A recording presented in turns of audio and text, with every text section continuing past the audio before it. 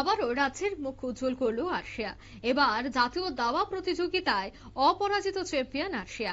11 রাউন্ডের আসরে সংগ্রহ 10.5 পয়েন্ট।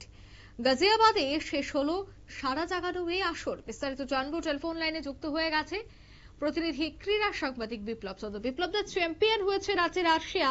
11 রাউন্ডের আসরে সংগ্রহ হয়েছে 10 পয়েন্ট।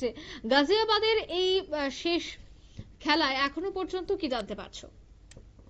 দেখো, 2026 সালে কিন্তু কমনওয়েলথ গেমস রয়েছে আন্তর্জাতিক আসর এবং এশিয়ান গেমস দাবা প্রতিযোগিতা, অর্থাৎ 64 গড়ের সেই আসরের আগে উত্তরপ্রদেশের গাজিয়াবাদে শেষ হলো যে জাতীয় সাব জুনিয়র দাবা প্রতিযোগিতা। এবং এই জাতীয় সাব জুনিয়র দাবা প্রতিযোগিতার বালিকা বিভাগে অসাধারণ পারফরমেন্স করলো কিন্তু রাজ্যের অনূর্ধ্ব 14 বিভাগের আর্শিয়া দাস।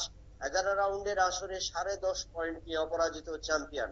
অর্থাৎ বলা যায় যে জাতীয় মানের এই আসরে আর্শিয়ার এই সাফল্য কিন্তু আরো একবার কিন্তু তাকে নতুন ভাবে উন্মাদনা বাড়ানোর ক্ষেত্রে বা আগামী দিনের আন্তর্জাতিক আসরে দাবার ক্ষেত্রে কিন্তু একটা বড় সাফল্য বলা যায়। কারণ সেখানে আমরা যেটা জানলাম, প্রায় 1000-এর উপর, প্রায় 1100 দাবারও সেখানে অংশ নিয়েছিল এই প্রতিযোগিতা। এবং সেখানে রাজ্য থেকে যারা অংশ নিয়েছিল তার মধ্য থেকে অনূর্ধ্ব 14 বিভাগে আর্শিয়া দাস অপরাজিত চ্যাম্পিয়ন হয়েছে। এবং তার কারণে ফিডে রেটিং দাবারু হিসেবে আন্তর্জাতিক এশিয়ান গেমস, কমনওয়েলথ এবং ওয়ার্ল্ড যে দাবা প্রতিযোগিতা আছে 2026 থেকে শুরু হবে, সেই 3টি আসরে প্রতিযোগিতার জন্য কিন্তু ভারত থেকে নেতৃত্ব দেবার সুযোগ পেয়ে গেল রাজ্যের আর্শিয়া দাস। অঙ্কিতা, একদমই ধন্যবাদ। অর্থাৎ আগামীতে রয়েছে কমনওয়েলথ গেম, আর তার আগে একটা বড় সুযোগ কিন্তু এবার রয়েছে আর্শিয়ার হাতে, কারণ একের পর এক সাফল্য।